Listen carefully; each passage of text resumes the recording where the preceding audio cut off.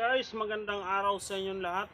Ako si Batang Walay Buot pero buotan. Kumusta na mga kabata? Maraming salamat sa inyong lahat sa mga subscriber natin. Medyo marami-rami na po tayo ngayon mga kabata.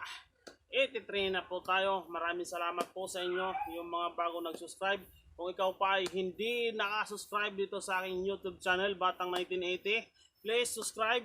Tapos paki-like lang din, pakipindot lang yun, yung notification bell para updated kayo sa video ni Batang Walay Buot pero buotan.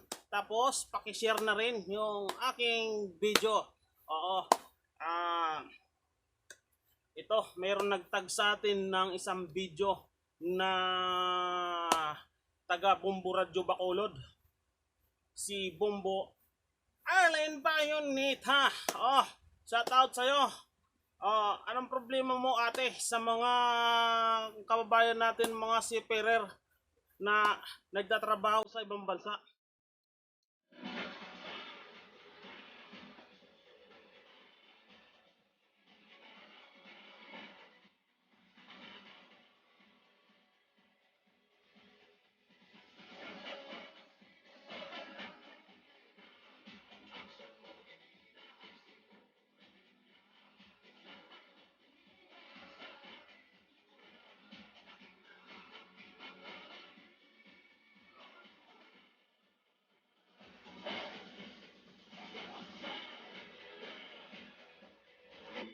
Alam mo mga kabata, yung Bombo Radyo na yan, ano yan eh, yung Bombo Radyo na yan, since nung bata pa ako yan, talagang idol na idol ko yung stasyon na yan eh.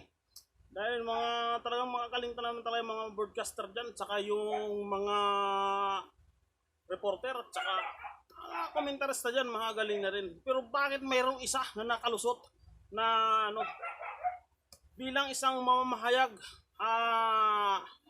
Miss Bayonita, bilang isang mamahayag, wala kang karapatan laitin mo yung mga kung ano man ang trabaho ng isang seaman o seafarer. Wala kang karapatan na yurakan mo yung pagkatao. Wala. Ang ano mo lang bilang isang mamahayag, bilang isang media, bilang isang commentator sa radyo, makinig ka, ha? Makinig ka. Ito sasabihin ko sa'yo. Hindi mo pwede mong banatan yung mga seafarer, pero wag mo yung pagkatao nila, yung trabaho nila lalaitin. Sabihin mong bakit no mga seaman to arte, bakit ang ito nga patulugin doon sa yung patulugin doon sa puro alikabok pag nahanginan ng electric fan. Tapos pag nasinghot mo, di hatsing ka ngayon, di sabihin mo may sintomas ng COVID-19. Bobo!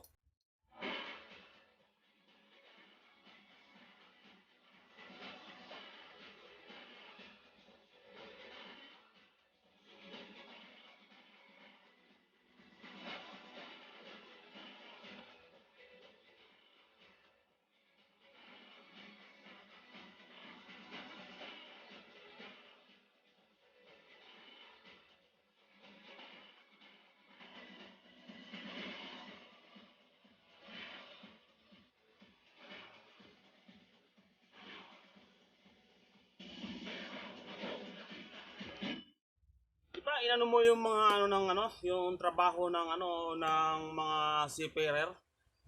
Yan sasabihin ko sa iyo, hindi lahat ng nakapagtapos ng kursong seaman o para maging seafarer sa barko, hindi lahat pinapalad makasampa sa barko. Ha?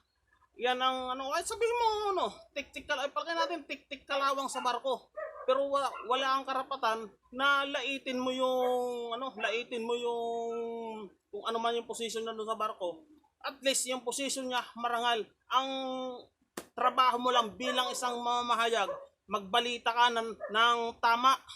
At pwede nga kung commentator ka, pwede ka pero wala kang karapatan na insultuhin yung kung ano man yung trabaho nila eh. Ngayon, total, ininsulto mo na yung mga yung trabaho ng ngayon, insultuhin ko rin yung trabaho. Alam mo, sabihin ko sa'yo, hindi ka magaling na, ano, hindi ka magaling na reporter, hindi ka rin magaling na komentarista, hindi ka rin magaling na broadcaster.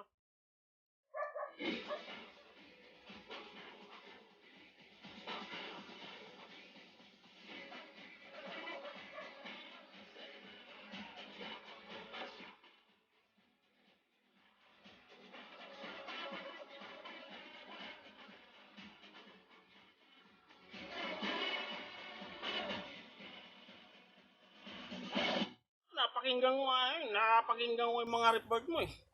Hindi ko alam kung saan nagsimula o sa matapos puro redundant yung report mo. Although hindi man ako hindi ako radio reporter, pero pero nakakalam ako ng konting-konti lang kasi isa lang akong hamak na magbabasura. Ako ay isang hamak lang na magbabasura dito sa Maynila. Wala bakit mong insultuhin yung trabaho ng tao? Kung ano man trabaho ng isang tao, wala ang karapatan insultuhin kasi diyan siya nabubuhay. Yan ang kinabubuhay niya. Ngayon, total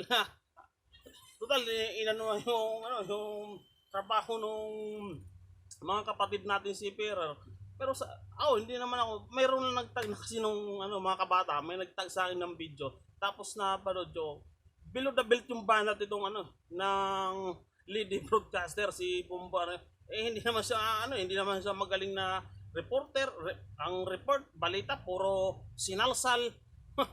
Tapos yung report, redundant. Hindi ko alam kung saan magtatapos o saan ang simula eh. Yan ang mga kabata. Dahil bago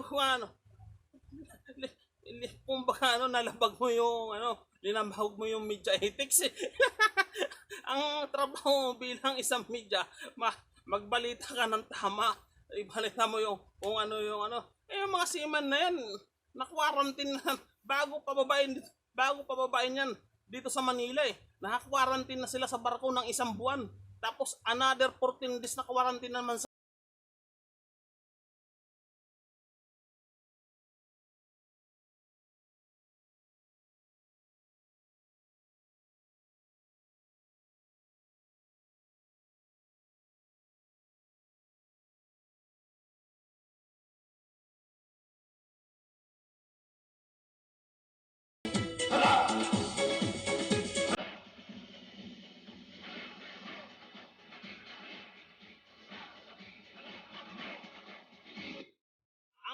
pagdating niya sa Bacolod, galing dito sa Maynila, dapat diretso na yan sa bahay nila. Doon na yan magka-quarantine ng 14 days bago lumabas sa Yun ang kasi hindi naman pauwi yan kung may simptomas ng COVID eh. Dito pa sa Manila, iiwan yan. Kaya pinaalis yan, pinauwi na dyan sa Bacolod. Ibig sabihin, cleared na sila sa COVID-19. Ha?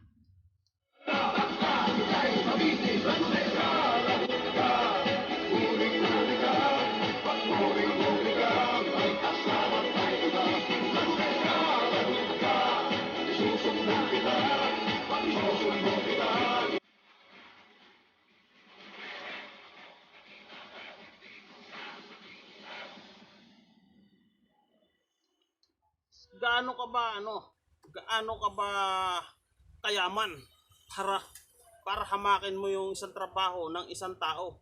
Kahit ang trabaho ng isang tao, wala kang karapatang yun lang yung comment ko ron sa mga kapatid nating sipir.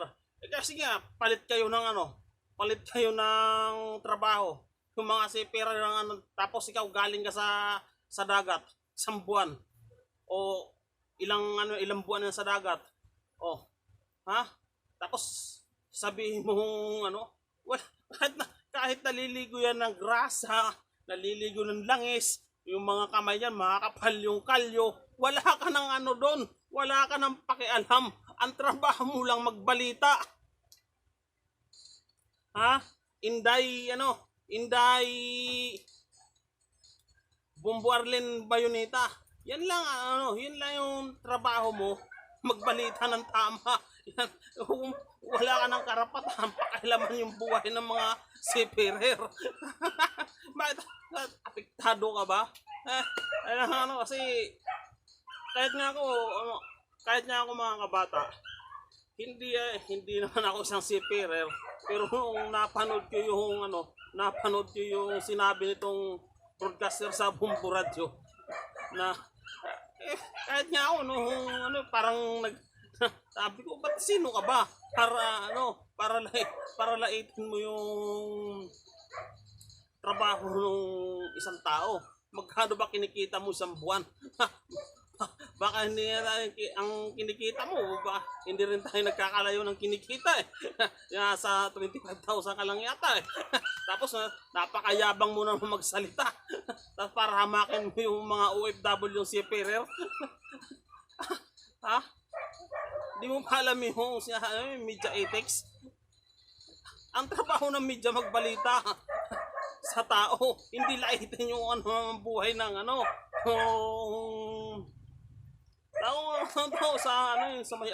sa management ng Bumbo Radio.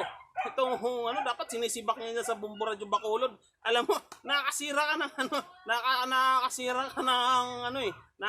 ka ng reputasyon ng pangalan. Ilang taon na yan, bata pa lang ako, pinakikinggan ko na yan. Idol ko yan, Bumbo Radio.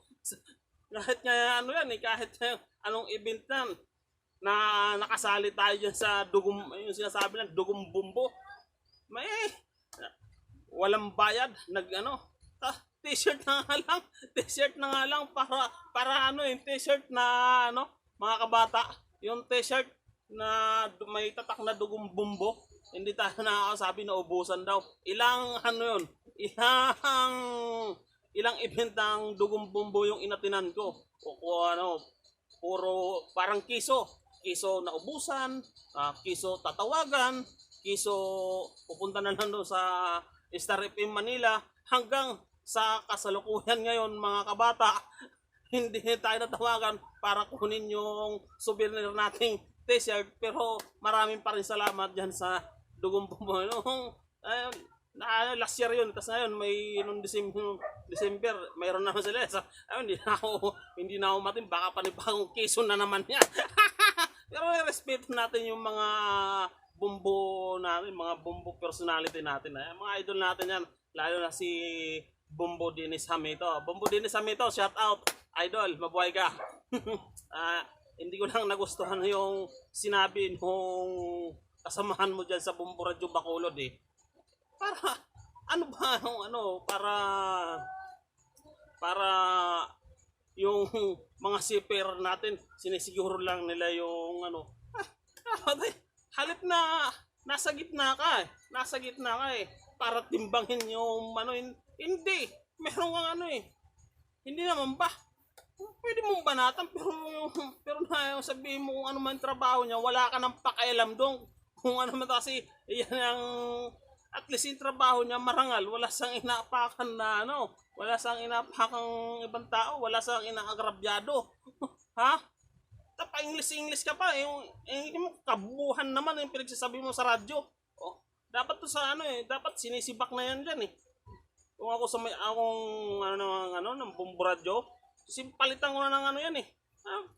Hindi rin masabi na magaling ang reporter, i-report mo redundant, tapos yung sinalsal lang i-report mo.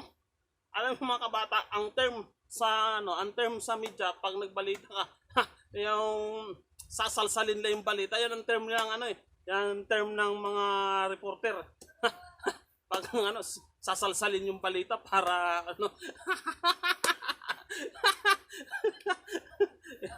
ang gamit hindi tayo pero nakakaintindi tayo sa sinasabing media ethics.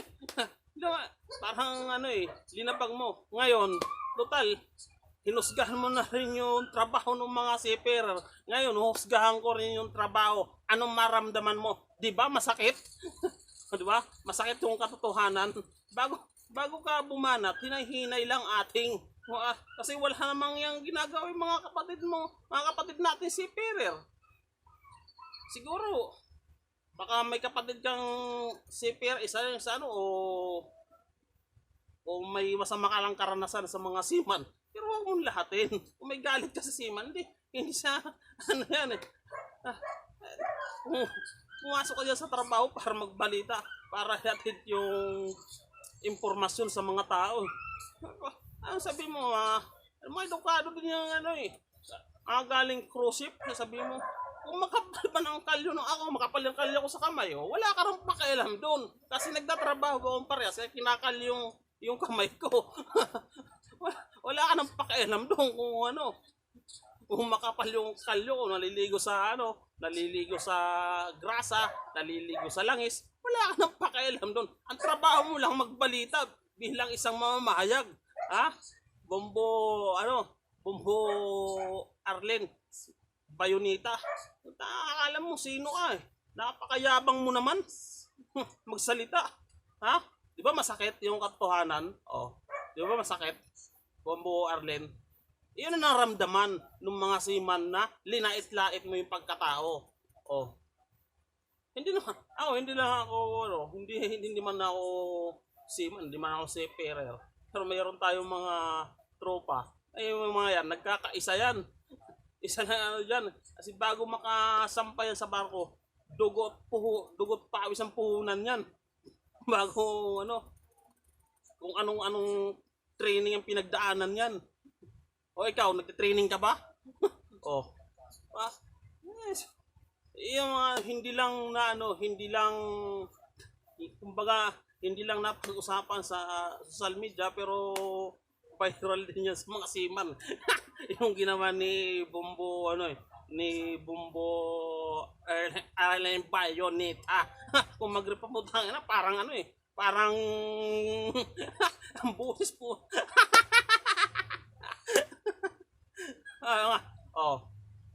Ay may nagtag sa akin, tropa, seaman. Pinanood ko. Kahit nga hindi ako seaman, nakasabit na ako sa sinabi mo eh. Wala kang karapatan. Ang trabaho mo lang, kaya sinabi ko, ang trabaho mo lang magbalita. Iparating sa gobyerno yung hinaing ng mga seafarer. Dapat yan, wala na hindi yan dediretso dyan sa yung kung quarantine facility dyan sa Bacolod eh. Salamat po yung mga seaman dahil kung sa hotel daw, hindi sila makakapag-jogging. Ang isa lang comment nila ron malikabok eh.